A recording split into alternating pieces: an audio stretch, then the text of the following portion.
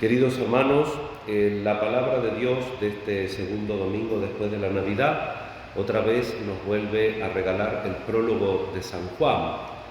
Este prólogo que sintetiza, como en un nuevo Génesis, la nueva vida de la tierra a partir de la encarnación. Al principio existía la palabra, en arjé, en griego, y nos recuerda el principio del Génesis, cuando Dios crea, con Jesús que se hace carne, que es el Verbo que se ha hecho carne, comienza la nueva creación, la creación donde el hombre tiene acceso a Dios a través de la encarnación del Hijo. Y en este prólogo así tan luminoso en sí mismo, como poesía inclusive, vemos eso que está presente en la vida de Jesús y en la vida del cristiano. La luz que brilla independientemente de la tiniebla, pero la tiniebla cuando llega a nuestro corazón nos impide ver la luz. Por eso el tiempo de la Navidad es un tiempo donde tenemos que esforzarnos por ver la luz de Dios en nuestra existencia. Hay una mística judía que nació en 1909 en París, Simone Weil, que era de pensamiento y de sentimiento, era católica, entendía que la doctrina católica era la verdad, pero por solidaridad con el pueblo judío no quiso convertirse. Y tiene un librito muy lindo que se llama A la espera de Dios. Dice un poquito lo que el Concilio Vaticano II va a decir, que no hay nada ajeno al Verbo encarnado, y ella dice que nada de lo católico le es ajeno, pero cuando piensa en convertirse, piensa en el pueblo de Dios que no se convirtió y quiere ser solidaria con su pueblo. Es como privándose de la verdad, es como que ella quiere hacer un sacrificio con su pueblo.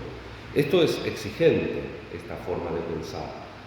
Recuerdo también el Papa emérito Benedicto XVI, cuando era cardenal, en la época de San Juan Pablo II, cuando estaba de moda por los años 80 el debate de los divorciados vueltos a casar y el acceso a la comunión, en busca de una solución, que el Papa Francisco ahora nos ofrece una en Amoris Laetitia, pero en ese momento, en busca de una solución, el cardenal Ratzinger planteaba como una madurez, dice, tal vez nosotros que podemos comulgar, alguna vez nos tendríamos que abstener de la comunión en solidaridad con las personas que por cualquier motivo, podríamos decir ahora, no comulgan.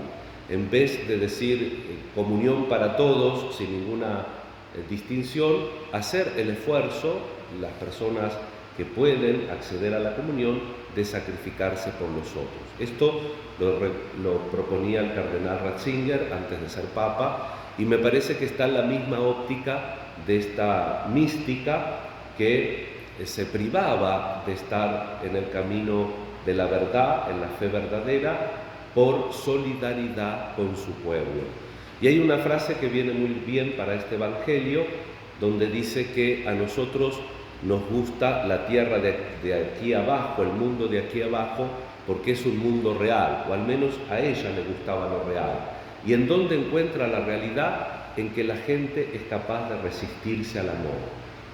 Entonces dice, el mundo de aquí abajo es más real porque puede resistirse al amor.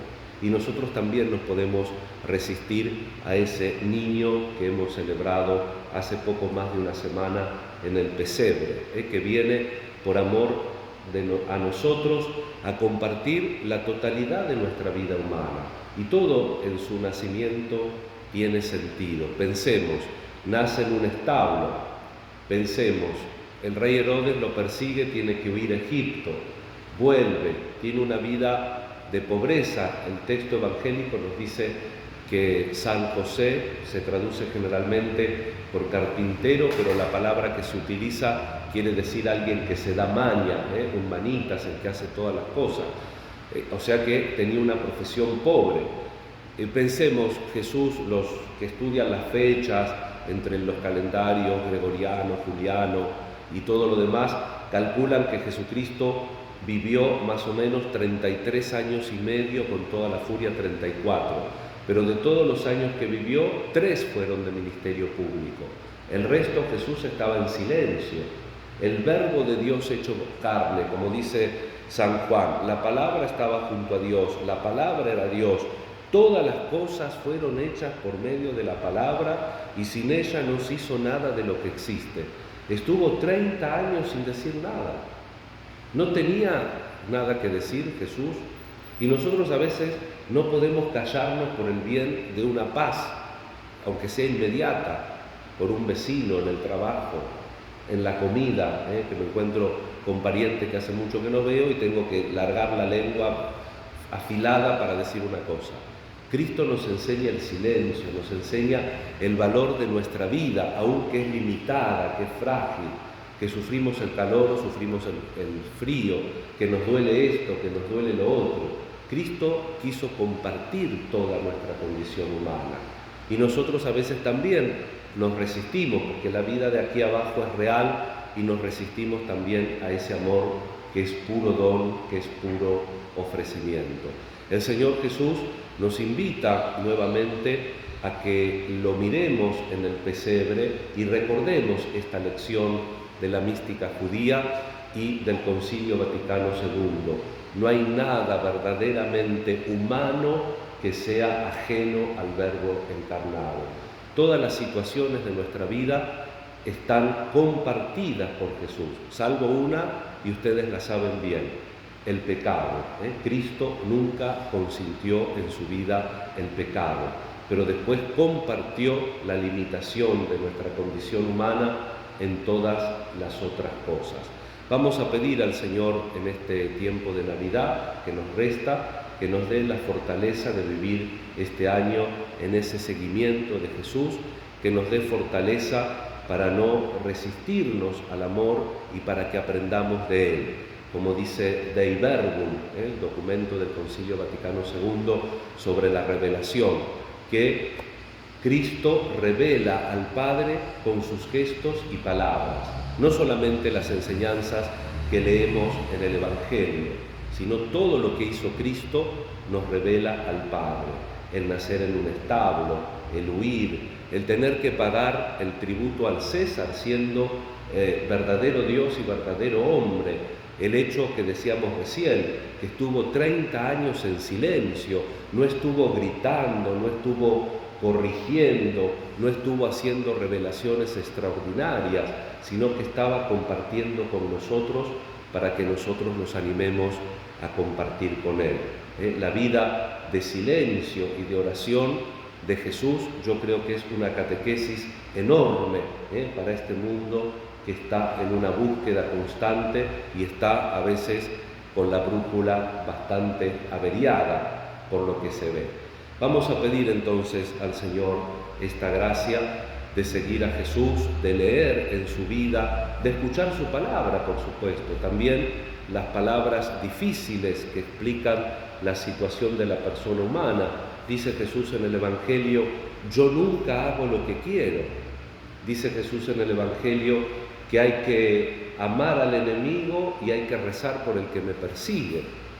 Dice Jesús en el Evangelio que hay que ponerle otra mejilla, pero también dice Jesús en el Evangelio que hay que obrar en justicia. Por eso, cuando cerca de su pasión el criado del sumo sacerdote le pega, en ese momento Jesús no pone la otra mejilla y le dice: si dije algo mal, decime qué, y si no, ¿por qué me pegás?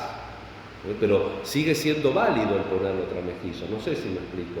Que el Señor nos regale en esta Navidad una coherencia de la fe, que vivamos lo que decimos creer, que vivamos en la fe de la Biblia, que vivamos en la fe de la Iglesia, que no privaticemos nuestra vida espiritual. ¿Por qué no la podemos privatizar? Porque si el Dios eterno se dignó compartir nuestra condición humana, y en un tiempo tan difícil como Él vivió, nosotros también tenemos que entender que a pesar de que nuestra vida es chiquitita, es reducida, tiene el valor de la eternidad, porque Cristo me amó, se encarnó por mí y me salvó.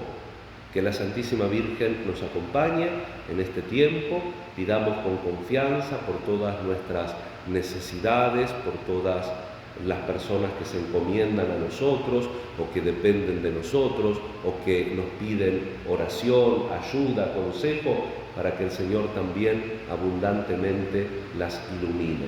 Y también pedimos, así como comenzamos citando a esta mística judía, pedimos en base a sus palabras que no nos resistamos a ese amor de Dios que se hizo Emmanuel, es decir, Dios con nosotros. Que el Señor nos regale un bendecido y luminoso año a pesar de las limitaciones y de las dificultades que tengamos. Que así sea.